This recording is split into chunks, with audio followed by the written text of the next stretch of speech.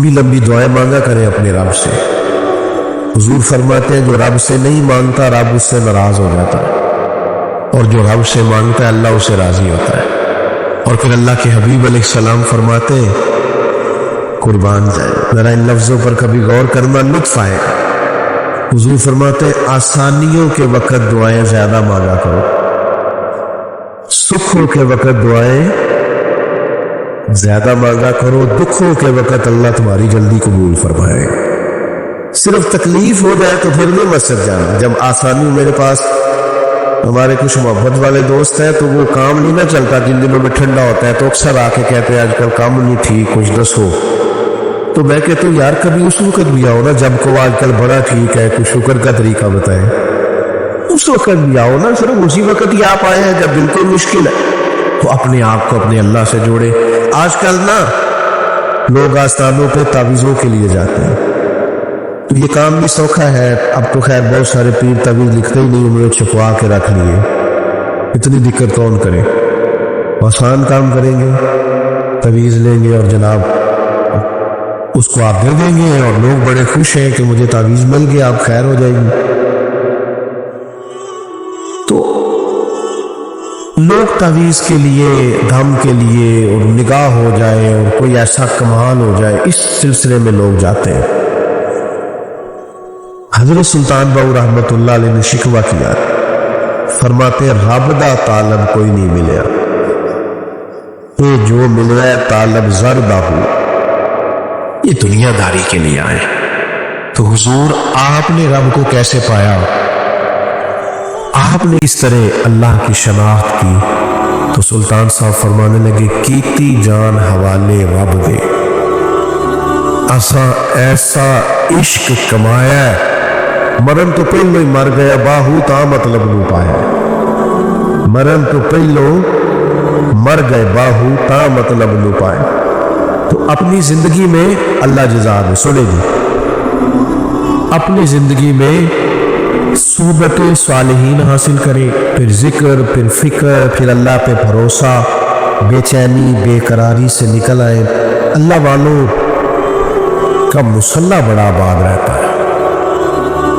یہ جن ہاتھوں میں آج کل موبائل ہوتے ہیں نا، ان میں تسبیح نظر آنی چاہیے، اصل یہ مقام تسبیح کا ہے۔ یاد رکھیے گا اللہ کا ذکر، تلاوت قرآن مجید، سجدوں کا ذوق، اس کو اپنی طبیعت میں پیدا کریں۔ داتا صاحب کا بھی یہی پیغام ہے، خواجہ اجمیر کا بھی یہی پیغام ہے، شاہ بغداد کا بھی یہی پیغام ہے، ہر بزرگ، ہر درویش، ہر صوفی، ہر خانقاہ کا یہی میسج، اللہ سے جڑے، اپنے فرائض میں کبھی کوتاہی نہ کریں۔ جو بندہ 5 نمازیں نہیں نہ پڑھتا، اس کا کوئی نفلی صدقہ، کوئی نفل، کوئی چیز قابل قبول نہیں۔ اپنے فرائض میں کبھی کوتاہی، تو یار حد ہو گئی، آپ وقت پہ گھر نہ جائے، آپ کو ڈر ہوتا ہے مجھے بتانا پڑے گا تو میں کہاں تھا۔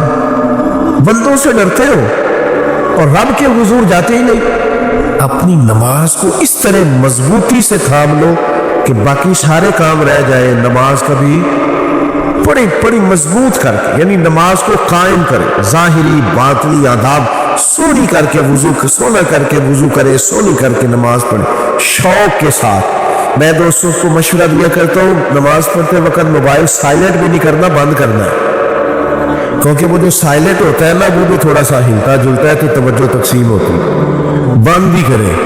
جب نہیں ہوتے تھے سارے کام ہوتے تھے کہ نہیں، ہم نے یہ کیا ہے کہ ہم صالحین کی صحبت نہیں تلاش کرتے، دنیا داروں سے تعلقات بنانا چاہتے ہیں۔ ہماری جیبوں میں مختلف عہدیداروں کے، مختلف قسم کے طاقت رکھنے والے لوگوں کے ہماری جیبوں میں کارڈ ہوتے ہیں، اور پھر نتیجہ یہ نکلتا ہے کہ ہم یہ سمجھتے ہیں کہ میں نے چونکہ بہت سارے لوگوں کو چائے پلا لی ہے، بہت سارے لوگوں کو کھانا کھلا لیا ہے، بہت سارے لوگوں سے میری تعلقات بن گئے تو میں ایک پاورفل آدمی ہوں۔ یقین کرنا دنیا میں پاورفل وہ ہوتا ہے جسے سجدہ کر کے رب کو منانا آتا ہے، وہ پاورفل ہوتا ہے جسے لمبی دعا مانگنی آتی ہے، جسے اپنے رب کریم کے ساتھ جڑنا آتا ہے۔ اچھے لوگوں کی سنگت، अच्छे लोगों की सोहबत ये अक्सीर है। आप अगर उन लोगों की सोहबतों में बैठेंगे जिन लोगों की जुबानों पर अल्लाह का जिक्र जारी रहता है, जिन लोगों की जुबानों पर कुरान मजीद की तिलावत जारी रहती है, जिन लोगों का उठना बैठना अल्लाह और उसके रसूल के दीन के साथ वाबस्ता है, तो आपके अंदर दीन की तलब आए, दीन का शौक आए, मिजाज और तबीयत दीन पर अमल करने को चाहेगी।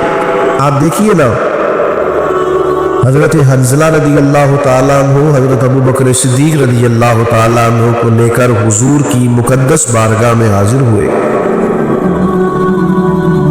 और अर्ज गुजार होते कि या रसूल अल्लाह सल्लल्लाहु अलैहि वसल्लम, क्या ये दोगलापन तो नहीं कि हम आपकी सोहबत में होते हैं तो हमारा दिल करता है दुनियादारी छोड़ दें, इबादत पर पुख्ता हो जाए, हमेशा हलाल और तैयब ही रिज़्क हो, हमारा मिजाज अल्लाह की हर नाफरमानी से नफरत वाला बन जाता है, फर्मा बरदारी को जी चाहता है, लेकिन हुजूर यहां से उठ के जाते हैं तो फिर वही हाल हो जाता है।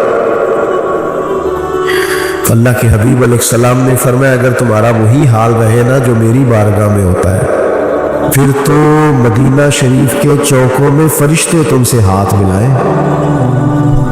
सुहबत अच्छी इख्तियार करें, ऐसे शख्स के पास बैठे जिसके पास बैठने से अल्लाह याद आए, जिसके पास बैठने से नमाज पढ़ने को जी चाहे, जिसके पास कुछ वक्त गुजारे, जिसकी कोई बात सुने तो हमारा दिल दूसरों के लिए नर्म हो। अल्लाह का वली कौन होता है? जिसकी पजारो तगड़ी हो, बताओ, तस्वीरें ज्यादा आती हो, जिसके इर्द गिर्द लाओ लश्कर ज्यादा हो, सड़क पे पीर चढ़ जाए तब भी पता ना चले, वजीर चढ़ जाए तब भी पता ना चले,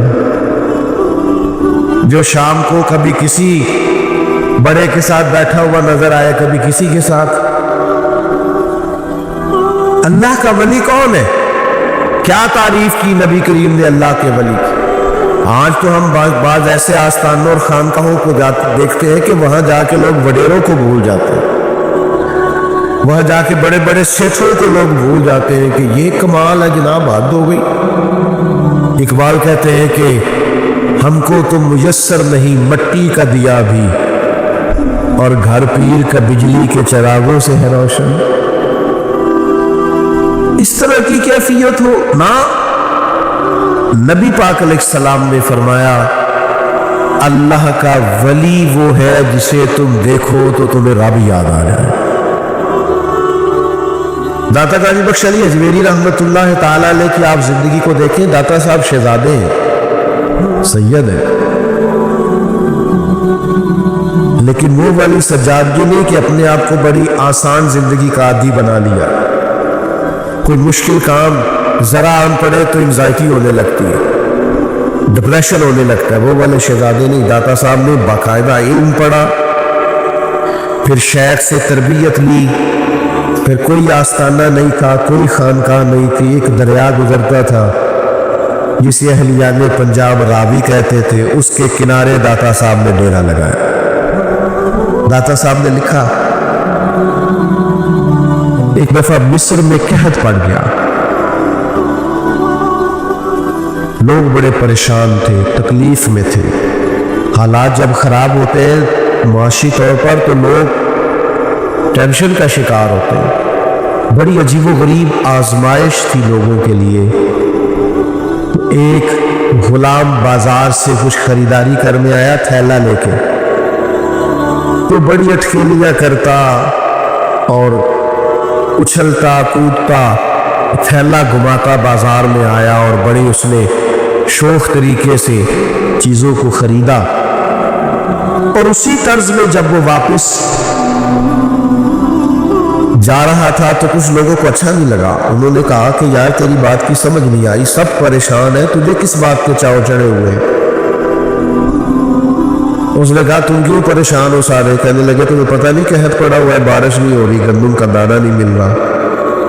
दाता साहब फरमाते वो फिर हंसा, कहने लगा तुम परेशान होंगे, पर जिस आका का मैं गुलाम हूं ना, اس کے خزانے بھرے ہوئے ہیں، اس نے گندم سے پہلے ہی بوریاں بھر لی تھی، بڑولے بھر لیے تھے، ہمیں پریشانی کوئی نہیں۔ داتا صاحب رک کے فرماتے خدا کے بندو جتنا اس غلام کو اپنے آقا کے خزانوں پر یقین ہے، تمہیں تو اس سے کئی 100 گنا بڑھ کے اپنے رب کے خزانوں پر یقین ہونا چاہیے۔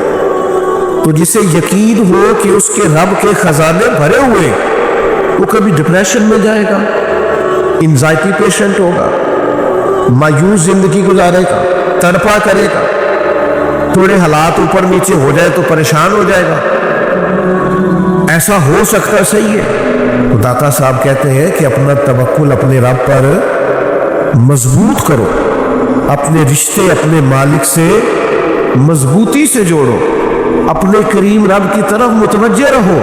اور تمام صوفیاء کا یہی پیغام کہ اپنا رشتہ اپنے مالک کے ساتھ مضبوط کریں اور طاقتور بنیادوں پر استوار کریں۔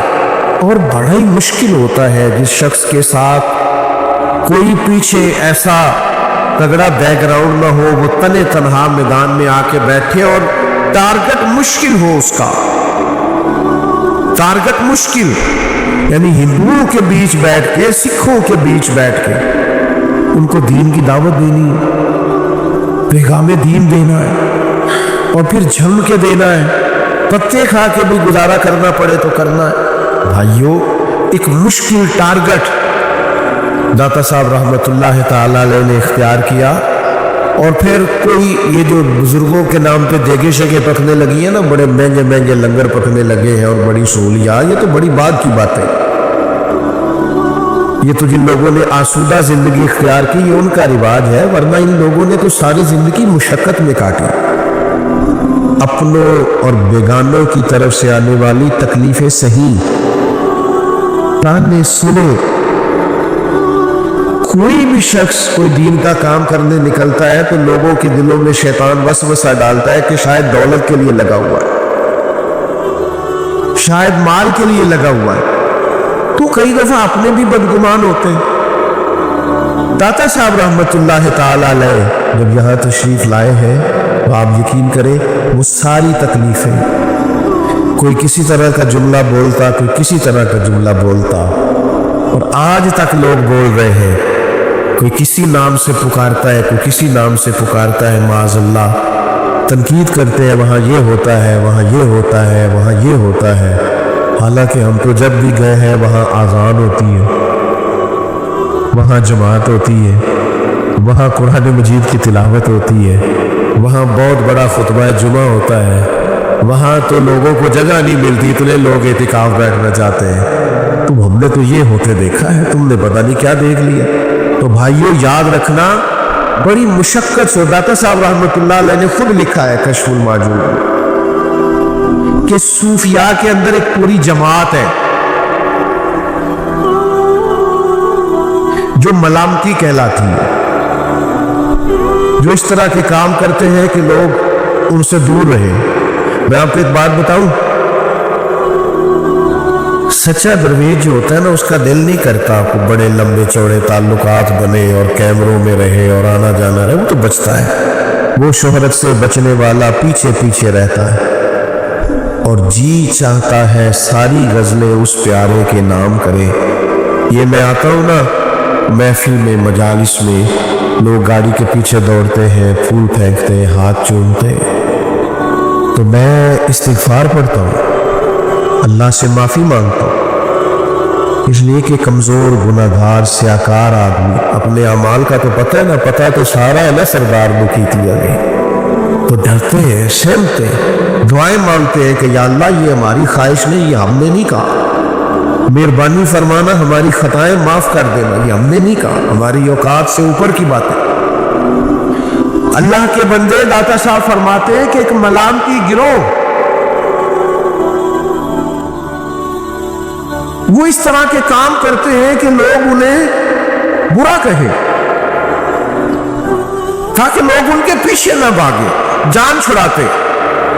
ان کا شوق نہیں ہے لمبی چوڑی پیری مریدی کا، ان کا شوق نہیں ہے بہت زیادہ مشہور ہونے کا، حضرت مولا علی شیر خدا فرماتے ہیں اسے مبارک ہو جسے تھوڑے لوگ جانتے ہیں، اسے مبارک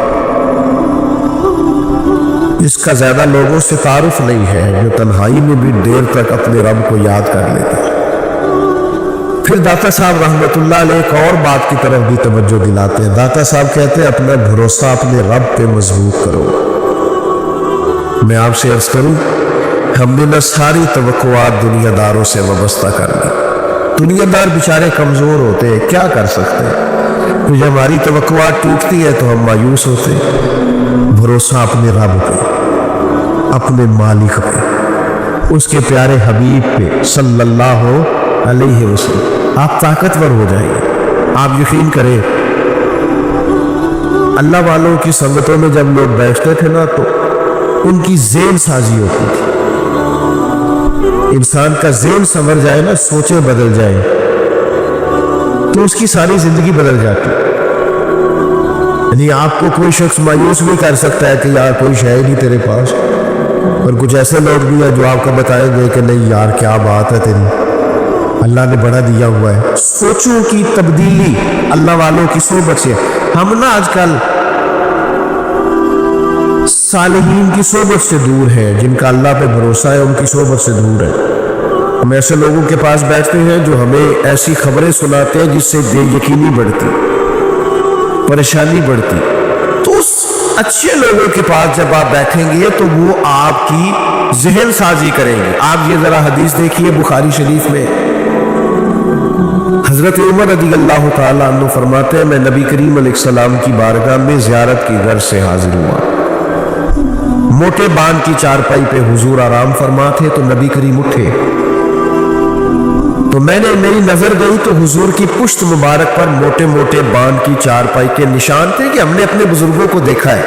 مونجی دی منجی دے جڑے وڈیرے سوندے سن سویرے نشان ہوتے تھے کہ نہیں ہوتے تھے؟ چلو شہر والے میں بولو، پینڈو پینڈو بولو میرے ورگے اندے سن جی نشان۔ چلو کچھ لوگ ہیں جو مان گئے کہ ہم دیہاتی ہیں۔ تو حضرت عمر کہتے ہیں میں حاضر بارگاہ ہوا تو میں نے وہ نشانات دیکھے۔ اب یہ ذہن دیکھیے، جناب عمر ایک ذہن پیش کرتے ہیں، حضرت عمر ایک سوچ بیان کرتے ہیں، عرض کرتے یا رسول اللہ صلی اللہ علیہ وسلم، کیسر و کسرا اللہ کے دین کے دشمن اتنی آسان اور آسودہ زندگی گزارے، مخملوں پہ آرام کرے، اور آپ اللہ کے حبیب ہو کے اس طرح۔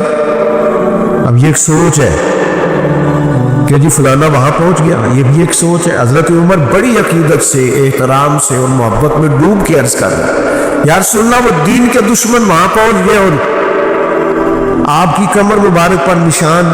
تو اس کے جواب میں جو نبی پاک نے سوچ دی، ذرا اس کی گہرائی تک بھی جائیے گا۔ کریم فرمانے لگے عمر تم یہ پسند نہیں کرتے کہ وہ دنیا میں تھوڑی سی آسانی لے اور آخرت میں رسوا ہو جائے، اور ہم دنیا میں تھوڑی مشقت برداشت کریں اور آخرت کی ساری عزتیں اللہ ہمیں ہی عطا فرما دے۔ یہ سوچ ملتی ہے رسول کریم علیہ السلام کے غلاموں کی صحبت سے کہ ہمیں اپنی تھوڑی سی دنیا کے لیے ابھی پوری آڑ تو نہیں کرنا، ہمیں اپنی آخرت کی فکر کرنی ہے، آخرت کے بارے میں سوچنا ہے، ہمیں اپنی آخرت کو ٹھیک کرنا ہے۔ تو یہ سوچیں کب بنتی ہے؟ جب آپ صالحین کی صحبت میں بیٹھتے ہیں، اللہ والوں کی بات سنتے، اللہ والوں کے قریب ہوتے۔ لیکن ہمارا یہ مزاج ہوتا ہے بیٹا چھوڑ دو بات سنو، پیارے بیٹے اللہ آپ کو سلامت رکھے، کتنے اچھے لوگ ہیں ماشاءاللہ آپ سب۔ اللہ والوں کی صحبت میں بیٹھے تاکہ آپ کو، میں آپ سے ایک بات عرض کروں، کبھی کبھی نا سارے کام آن دی ریکارڈ نہیں کرنے چاہیے، کچھ آف دی ریکارڈ بھی کرنے چاہیے۔ کبھی کبھی نہ چپکے سے جا کے کسی ذکر کی محفل میں بیٹھے، یہاں رب کو یاد کر کیا جا رہا، جہاں کیمرے بند ہو، جہاں کچھ لوگ تسبیح پڑھ رہے ہو، کچھ اللہ کا ذکر کر رہے ہو، کچھ درود پاک پڑھ رہے ہو۔ یہ کبھی آپ ذرا اترے نا اس حدیث کی گہرائی میں، حضور فرماتے اللہ کے فرشتے زمین پہ گھومتے ہیں اور وہ محفلیں ڈھونڈتے ہیں جہاں اللہ کا ذکر کیا جا رہا۔ اور فرمایا پھر وہ واپس جا کے بارگاہ رب العزت میں عرض بھی کرتے ہیں، مالک ہم ہو کے آئے ہیں، تیرے بندے تیری یاد کر رہے تھے۔ تو رب کہتا کیا مانگتے تھے؟ اوئے ہوئے، پتہ ہے اللہ کو، لیکن رب چاہتا ہے میرے بندوں کی باتیں مجھ سے ہو۔ کیا مانگتے تھے؟ مالک جنت کا سوال کرتے۔ فرمایا دیکھی نہیں، پھر بھی عرض کی مالک دیکھ لیتے تو اور رنگ ہوتا۔ فرمایا گواہ ہو جاؤ میں نے انہیں جنت عطا کر دی۔ کس چیز سے پناہ مانگتے تھے؟ کہا جہنم سے پناہ مانگتے تھے۔ مالک فرماتے انہوں نے دیکھی ہے دوزخ؟ اللہ دیکھی نہیں۔ فرمایا اگر دیکھ لیتے اور زیادہ پناہ مانگتے۔ فرمایا گواہ ہو جاؤ میں نے انہیں جہنم سے آزاد کر دیا۔ فرشتے عرض کرتے ہیں مالک ایک بندہ ایسا بھی آیا تھا جو ان میں سے تو نہیں تھا لیکن آیا تھا۔ نہیں سمجھ آئی بات کی؟ اہل ذکر میں سے نہیں تھا پر اس محفل میں، نہیں سمجھ آئی بات کی؟ اس محفل میں ان میں سے تھا تو نہیں پر اس محفل میں تو ان پتہ ہے اس گل کا جی میں کرنا پیا، تسی توجہ نہیں کر دیتے۔ اہل ذکر میں سے تھا نہیں پر محفل میں، الیکشن دے دنوں سارے بندے محفلوں چ نہیں آتے، نہیں یہ پتا آدھے نے نا، اس کو ان میں سے تھا تو نہیں پر وہاں آیا تھا، شریک ہوا تھا۔ قربان جائے یہ اللہ والوں کی محفل، اہل ذکر کی مجلس کی برکت ہے۔ اپنا معاملہ رب کریم کے ساتھ، ہماری سوچیں کس طرح کی ہیں، ہمارے اندر ماحول کس طرح کا ہے، وہ چونکہ دلوں کے حال جانتا ہے۔ اور نبی پاک صلی اللہ علیہ وسلم نے فرمایا نہ تمہاری جیبیں دیکھتا ہے نہ تمہارے چہرے دیکھتا ہے، وہ تو جب دیکھتا ہے تمہارا دل دیکھتا ہے۔ اس کی کیفیت کیا ہے؟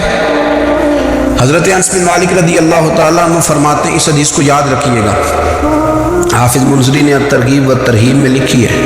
فرماتے ہیں کہ حضرت انس بن مالک رضی اللہ تعالیٰ عنہ فرمانے لگے کہ ایک حضور کے ایک غلام، ایک صحابی بیمار تھے، تو حضور نے فرمایا انس چلو تیمارداری کرتے ہیں۔ کہتے ہیں حضور کے ساتھ گئے، نبی پاک صلی اللہ علیہ وسلم پہنچے، جب ہم نے اس شخص کو دیکھا تو حضرت انس کہتے ہیں ہم پریشان ہو گئے، کیونکہ ہم نے اسے بڑا صحت مند دیکھا تھا، وہ کمزور ہو گیا، وجود پر بہت سارا گوشت دیکھا تھا، اب ہم دیکھ رہے ہیں کہ وہ ہڈیاں ہی ہڈیاں رہ گئیں، چہرہ بڑا بارونق تھا، اب کمزوری ہو گئی۔ رسول کریم تشریف لے گئے اور حضور اس کی چارپائی کے سرہانے بیٹھے، اور جب حضور نے اپنا دست مبارک اس کے بالوں میں رکھا اور نبی پاک نے دست شفقت پھیرا تو کہتے ہیں اس شخص نے آنکھیں کھولی اور حضور کا چہرہ دیکھا تو اس کی خوشی کی کوئی انتہا نہ رہی، بڑا راضی ہوا، بڑا راضی۔ اور حضور نے اس کے لیے دعا کی، اس دعا پر بھی اسے بڑا اطمینان قلب بھی نصیب ہوا۔ کہتے ہیں حضور اکثر تیمارداری فرماتے تھے، پر آج نہ حضور نے ایک نرالی، انوکھی اور انفرادی بات ارشاد فرمائی۔ حضور نے فرمایا تو بڑا صحت مند تھا، کمزور ہو گیا، بڑا طاقتور تھا تو ضعیف ہو گیا، ایک سوال کا جواب تو دے۔ یا رسول اللہ فرمائیے۔ تو حضور فرمانے لگے اس حالت میں جب تو شدید بیمار اور تکلیف میں، یہ بتا کہ اس وقت تیرا اپنے رب کے بارے میں گمان کیا؟ حضرت انس کہتے ہیں پہلے حضور بیماروں سے یہ سوال نہیں پوچھتے تھے، آج پوچھا، کیونکہ صحت میں لوگوں کی زبان پہ شکر ہوتا ہے اور بیماری میں شکوے ہوتے ہیں، معاذ اللہ۔ اس وقت اللہ کے بارے میں یہ سوچ حضور نے ہمیں دی ہے، تم نے ہر وقت یہ ذہن بنانا ہے کہ یہاں رب کریم کے بارے میں کیا تصورات پڑ رہے ہیں، آوازیں کیا اٹھ رہی ہیں، اس وقت تیرا اللہ کے بارے میں گمان کیا ہے؟ جناب انس بن مالک کہتے ہیں اس نے ہمیں اشارہ کیا کہ مجھے اٹھا کے بٹھاؤ، ہم نے بٹھایا تو کہتے ہیں پھر اس نے اپنی آنکھیں کھولی اور حضور کے چہرے نور پر نظر کر کے نظر جھکا لی، عرض کرتا یا رسول اللہ میں کمزور ہوں، بیمار ہوں، تکلیف میں ہوں، اٹھ نہیں سکتا، کھا نہیں سکتا، پر حضور ابھی بھی میرے دل سے آواز یہی نکلتی ہے کہ میرا رب بڑا ہی قریب ہے، میرا اللہ بڑا ہی مہربان، وہ بڑا ہی معاف کرنے والا ہے، وہ اپنے بندوں سے پیار ہی بڑا کرتا ہے۔ آپ میری بات کو سمجھیں، کیفیت کیا ہے اور الفاظ کیا ہے؟ حضور وہ مجھ سے بڑی محبت کرتا ہے، بڑے پیار والا ہے۔ یہ لفظ کہتے کہتے آواز بھرا گئی، آنسو نکل آئے، پھر اس نے تکلیف زیادہ محسوس کی تو وہ لیٹ گیا اور پھر اس نے حضور کے چہرے نور پہ نظر ڈالی، کلمہ پڑھا، روح ہی پرواز کر گئی۔ حضرت انس بن مالک فرماتے ہیں ہم اس کے گھر سے نکلے اور جب حضور اس کے کمرے سے باہر آئے تو رسول کریم نے پلٹ کر رک کر پھر پیچھے دیکھا اور فرمایا انس اگر کسی جنتی کی زیارت کرنی ہے تو میرے اس غلام کا چہرہ دیکھ لو. اس لیے کہ جن لوگوں کے نظریات رب کریم کے بارے میں اس طرح کے ہوں پھر ان کے خاتمے خیر کے ہوتے ہیں. پھر اللہ ان کے لیے جنت کے فیصلے فرماتا ہے. اپنے افکار میں، نظریات میں، سوچوں میں کوئی ضروری نہیں ہے کہ ہم لوگوں کو دو لفظ کہہ کے مطمئن کر لیں تو ہم خود ضمیر کے قیدی بن کے زندگی گزار دیں. یہ معاملہ ٹھیک نہیں، یہ صحیح نہیں چلتا. آپ اپنی قلبی واردات پر، قلبی خیالات اور تصورات پر کڑی نگرانی رکھیں گے. آپ دیکھیں گے کہ کہاں یہ مجھے خرابی کی طرف لے کر کے جا رہا ہے، کہاں یہ بدگمانیاں پیدا کر رہا ہے، کہاں یہ خرابیاں لا رہا ہے. یہ سختی پیدا کر دے گا. اپنی ساری توجہ اپنے رب رسول کی جانب مائل کریں.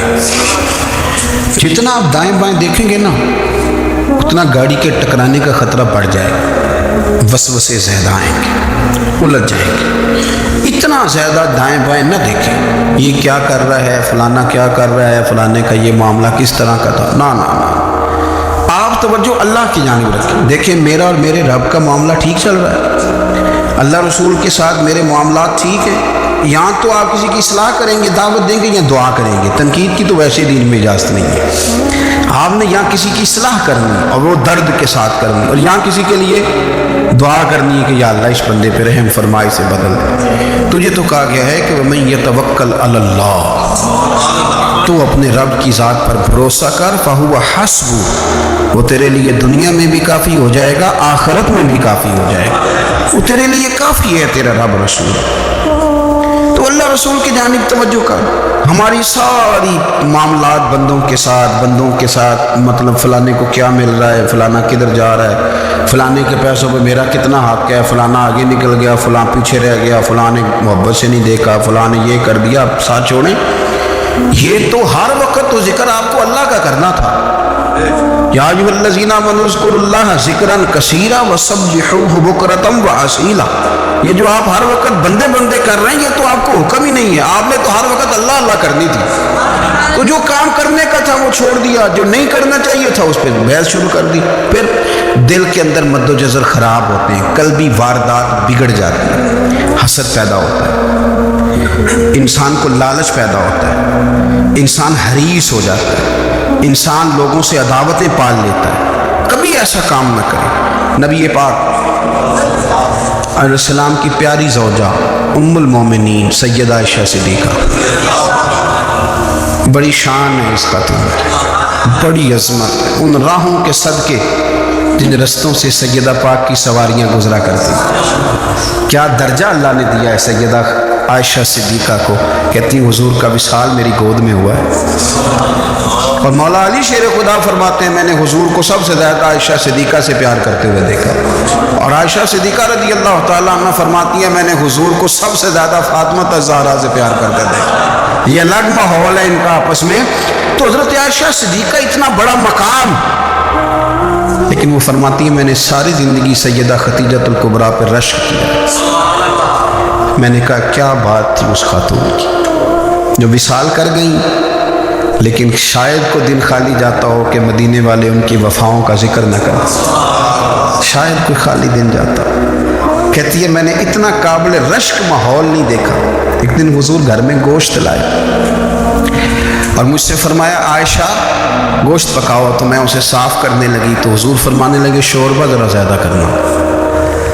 تو میں نے عرض کی حضور کیا کچھ مہمان آئیں گے گھر میں؟ تو فرمایا نہیں عائشہ، مدینہ منورہ میں نا مجھے پتہ چلا ہے خدیجہ الکبریٰ کی کچھ سہیلیاں آئی ہیں، تو شوربہ بنا میں انہیں پہنچاؤں گا.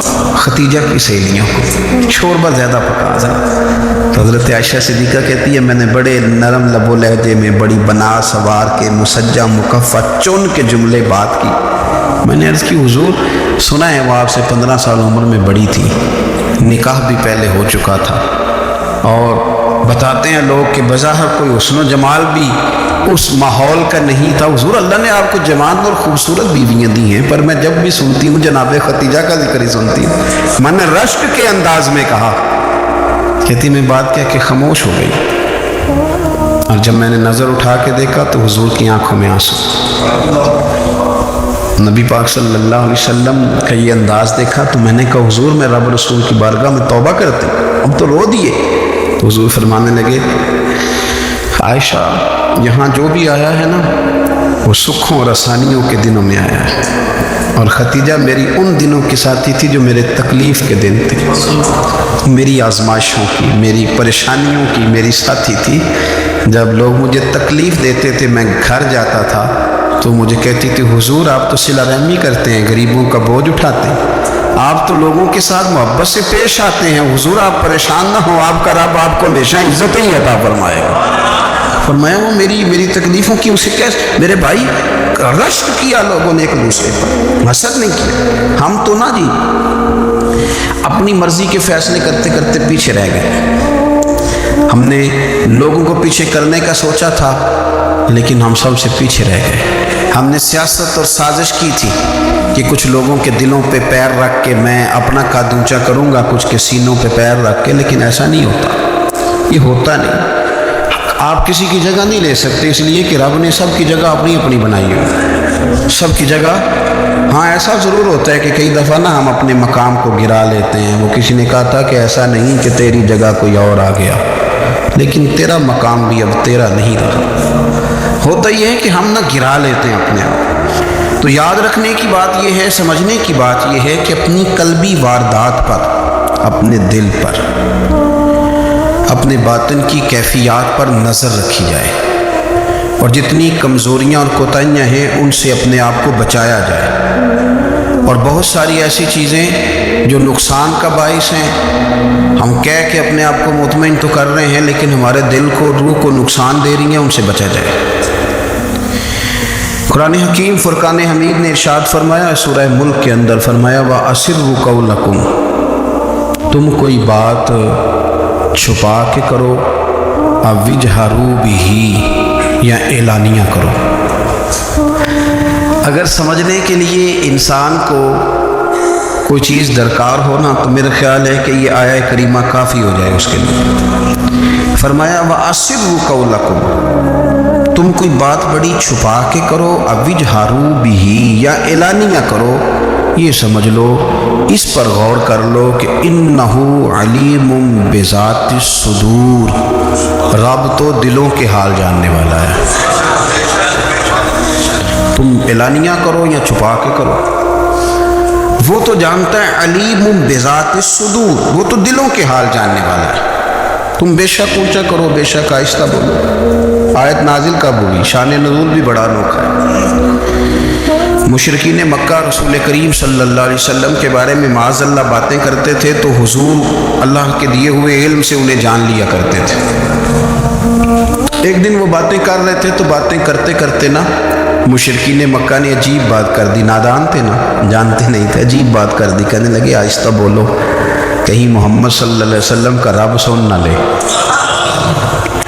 آہستہ بولو، اونچی بات نہ کرو، کہیں مصطفیٰ کریم علیہ السلام کا خدا سن نہ لے۔ تو اللہ نے آیت نازل کر دی، فرمایا نادانو وَأَسِرُّوا قَوْلَكُمْ اَوِجْهَرُوا بِهِ، آہستہ بولو یا اونچا بولو۔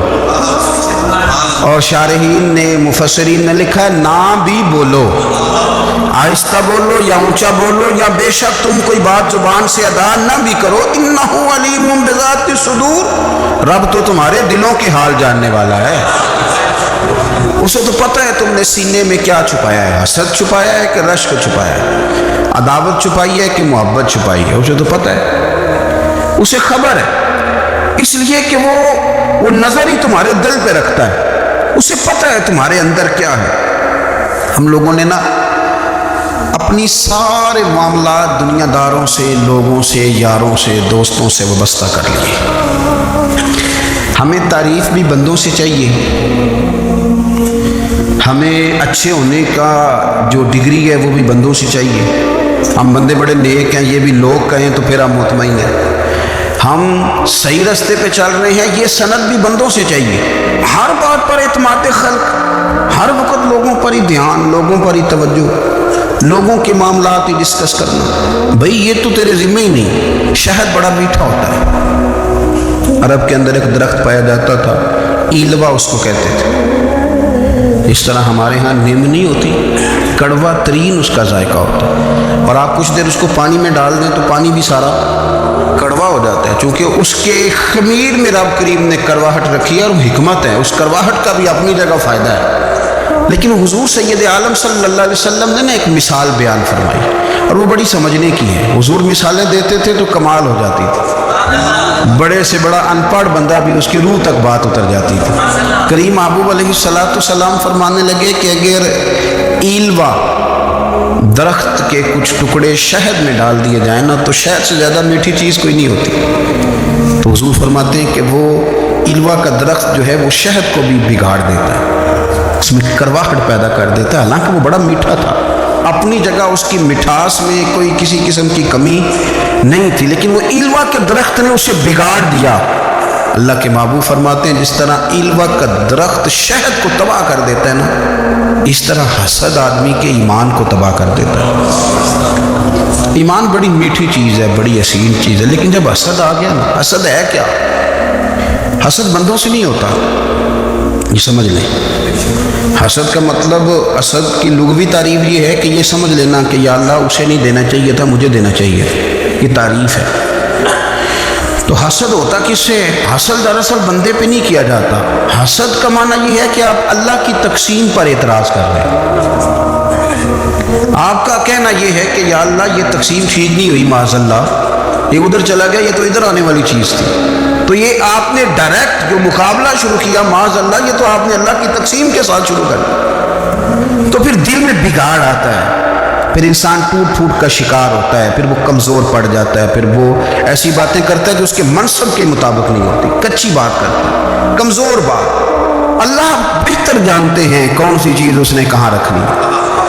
रब की हिकमत पर और उसकी दी हुई तौफीक पर राज़ी रहना ईमान का तकाजा है। लेकिन हमें तो चाहिए तकसीम अपनी मर्जी की, उधर क्यों चला गया, इधर आना चाहिए था। भाई आपको ये किसने हक दिया है? मालिक ने जो चाहा, जब चाहा, जहाँ चाहा अपने फजल से अता फरमाया।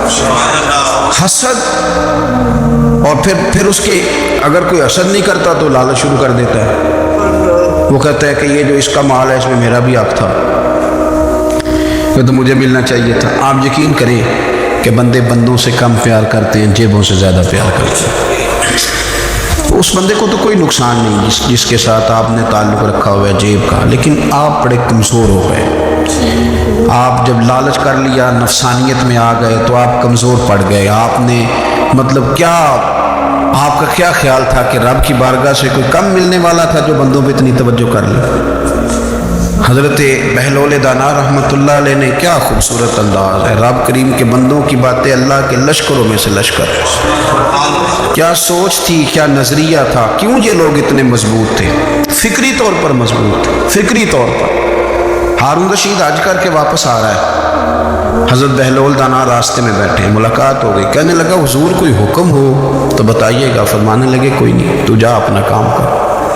बादशाह है, या किसी को कार्ड मिल जाए तो वो लोगों को दिखाता फिरता है, वज़ीर साहब ने खुद दिया है। बादशाह वक्त खुद कर, हज़रत कोई हुक्म हो तो? फरमाया नहीं, अल्लाह खैर करेगा। तो कहने लगा हुजूर मैंने सुना आप मकरूज़ हैं, तो बता ही देते। तो आप मुस्कुरा के फरमाने लगे तेरा क्या ख्याल है भला? कहने लगे हुजूर किस बाबत? फरमाने लगे तेरा क्या ख्याल है कि अल्लाह हारून रशीद को देगा और बहलोल दाना को भूल जाएगा? तेरा क्या ख्याल है? रब करीम हारून रशीद को तो देता जाएगा और बहलोल दाना को भूल जाएगा। बादशाह कहता है कि मैं चकराई गया कि भला इस सवाल का क्या जवाब है? तो मैंने कहा हुजूर रब तो भूलने से पाक है, वो तो किसी को नहीं भूलता, उसे ना ऊँग आती है ना नींद आती है। तो फरमाने लगे जा फिर अपना काम कर, जब मुनासिब समझेगा तो बहलोल को भी कर्जे से निजात अताकारी देगा। तो जा अपनी ड्यूटी कर, वो जब चाहेगा ना तो मेरे कर्जे दूर।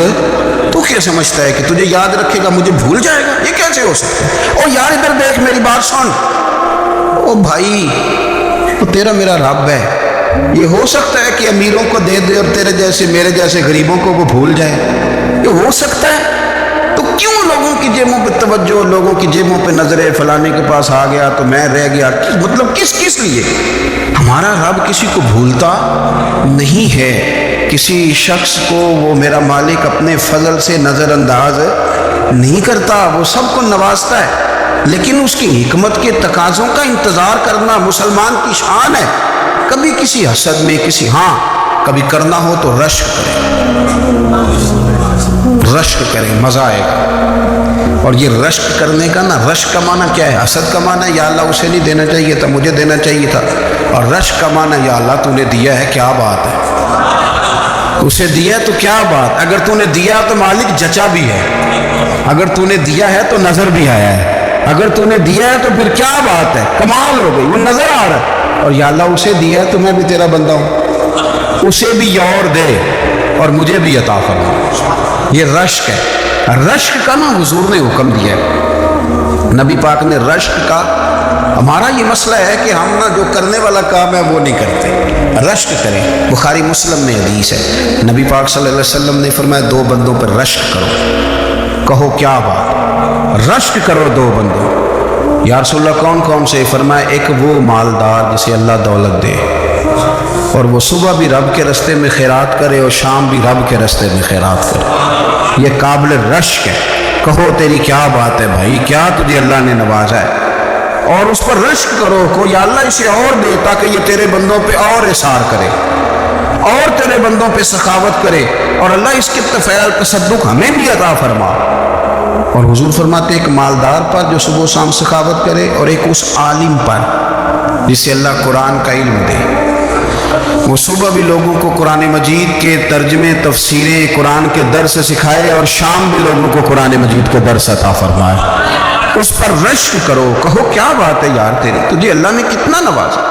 قابل رشک لوگوں پر رشک کرو، ان کی تعریف کرو، ان کے لیے اچھے کلمات ادا کرو۔ معاشرے میں حسد پرموٹ ہوا ہے، اگر کبھی رشک پرموٹ ہوتا تو عزتیں بڑھ جاتی، محبتیں بڑھ جاتی، خلوص میں اضافہ ہوتا، لوگ ایک دوسرے کے قریب آتے۔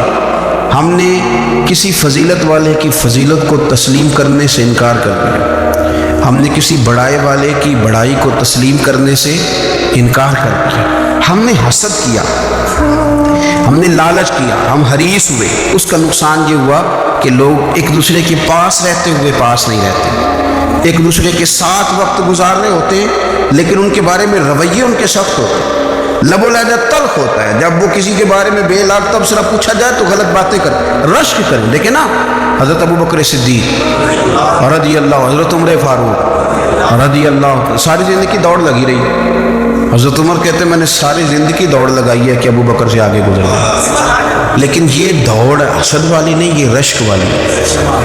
فرماتے میرا دل کرتا تھا کہ میں نیکیوں میں ابو بکر سے آگے گزر جاؤں، حضور کے عشق میں ابو بکر سے آگے گزر جاؤں، نبی پاک علیہ السلام کی اولاد کی محبت میں ابو بکر سے آگے گزر جاؤں، میں خیر کے کاموں میں آگے گزروں۔ کہتے میرا ساری زندگی رشک کا رشتہ رہا، یہ رشتہ شاندار ہے، اس پر عمل کریں، اس پر توجہ کریں، بجائے اس کے کہ یہ کہنا کہ استاد جی کا فلانے سے زیادہ پیار ہے، پیار کی وجوہات تلاش کر، مرشد فلانے پہ نظر رکھتے ہیں تو میرے بھائی وہ نوٹوں کی وجہ سے نظر نہیں رکھتے، تو وجہ تو تلاش کرنا، وجہ کیا ہے، تو اپنے آپ کو اس طرح کا بنا، تو اس طرح کی کیفیات پیدا کر اپنے اندر۔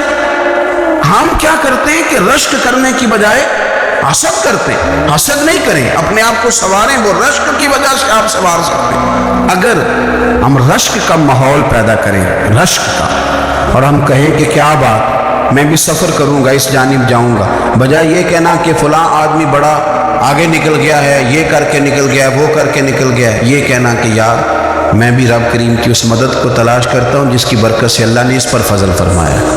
امام غزالی فرماتے ہیں 3 لوگوں میں حسد زیادہ ہوتا ہے، بغض زیادہ پیدا کر لیتے ہیں۔ اب چونکہ مضمون ہے تو ساری بات کھل کے ہی کرنی پڑے گی نا۔ فرماتے ہیں 3 لوگوں میں حسد، بڑے عہدے والوں میں حسد زیادہ ہوتا ہے، یعنی صوبائی وزیر کہتا ہے کہ حق میرا ویسے وفاقی وزیر کا تھا، اور وفاقی وزیر کہتا ہے کہ جتنا میرا تجربہ ہے نا، مجھے بنایا وزیر اعظم ہی جاتا تو بات ٹھیک تھی۔ حسد زیادہ، بڑے عہدوں والوں میں حسد، اور امام غزالی فرماتے ہیں مالداروں میں حسد زیادہ ہوتا ہے۔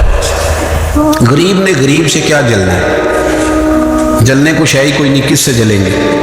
تو غریب تو بیچارہ 4 روٹیاں ہوتی ہیں تو کہتا ہے چلو ٹھیک ہے آ جاؤ، دونوں مل کے بیٹھ جاتے ہیں۔ غریبوں کے دوست بھی غریب، امیر حسد کرتے ہیں، وہ سودے پہ سودا کرتے ہیں، وہ ایک دوسرے کی کمزوریاں بیان کرتے ہیں۔ میں نے گاہکوں کو نفع لیتے دیکھا ہے، فلانے سے مال لیتے تھے جی اس نے بڑا تنگ کیا تو کہتا ہے اسی طرح کا تو مجھ سے خریدا کر.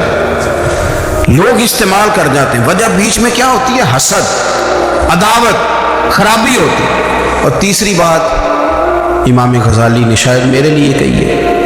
امام غزالی فرماتے ہیں علماء میں حسد بڑا ہوتا ہے، عہدیداروں میں، مالداروں میں، اور علم والے لوگ وہ بھی اللہ کی تقسیم پر راضی نہیں ہوتے، کیونکہ وہ سمجھتے ہیں مجھے یہ لفظ آتے ہیں، میری قابلیت زیادہ ہے، میں زیادہ پڑھا لکھا ہوں تو یہ منصب بھی میرا تھا، یہ کام بھی میرا تھا، یہ بھی میرے پاس ہونی چاہیے.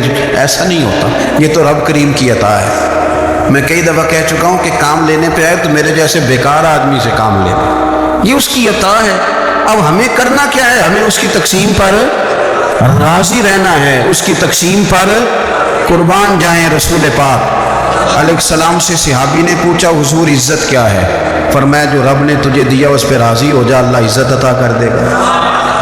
قناعت کر، جو اللہ نے تجھے دیا اس پر قناعت کر، اللہ تجھے عزت دے دے گا. حضور ذلت کیا ہے؟ فرمایا لوگوں سے لالچ نہ رکھنا، تو ذلیل ہو جائے گا. لالچ نہ کر. تیزی کے ساتھ پروموٹ ہوتی ہیں چیزیں، ہمیں سازش کرنی آتی ہے. ہمارا خیال ہوتا ہے کہ میں نے دوسروں کے پیسوں پہ کاروبار کرنا ہے. ہمارا خیال ہوتا ہے کہ پالٹی ڈال کے روٹی کھانی ہے.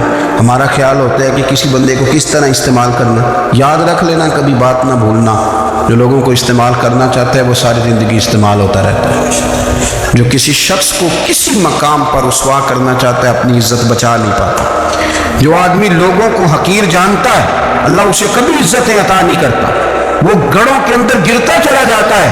یاد رکھے جو عزتیں دینی شروع کر دے رب اسے باعزت بنا دیتا ہے. جو پیار کرنا شروع کر دے معاشرے میں لوگ اس سے پیار کرنے لگ جاتے ہیں. جو کسی دیکھیں اگر ہم وہاں سے مانگے جہاں سے سب کو ملتا ہے تو پھر بندوں پر اتنی نظر رکھنے کی ضرورت باقی رہتی نہیں ہے. ادھر دیکھیں رشک کریں گے تو لالچ سے بھی بچیں گے، حسد سے بھی بچیں گے. بخاری مسلم میں حدیث ہے، حضرت ابو ہریرہ رضی اللہ تعالیٰ عنہ کہتے ہیں حضور کی بارگاہ میں حاضر تھے تو کچھ غریب لوگ حاضر ہوئے، غربا. انہوں نے عرض کی یا رسول اللہ صلی اللہ علیہ وسلم میں گزارش کرنے. حضور نے فرمایا کہو. یا رسول اللہ امیر تو ہم سے آگے نکل گئے. حضور نے فرمایا کس بات میں؟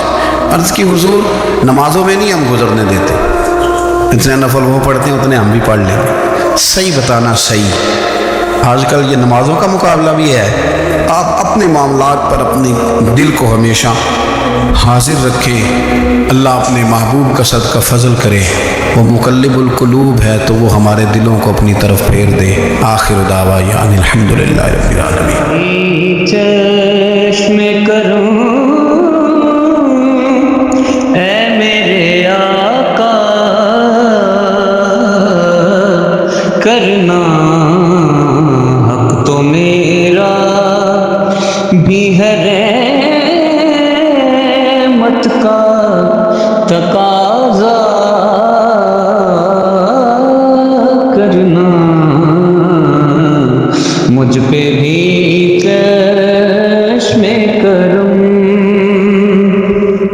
تو کسی کو بھی اٹھاتا نہیں اپنے در سے، تو کسی کو بھی اٹھاتا نہیں اپنے در سے، کہ تیری شان آقا، کہ تیری شان کے شایع نہیں ایسا کرنا مجھ پہ بھی چشم کرم. یہ تیرا کام ہے اے آمنہ کے در یتیم. یہ تیرا کام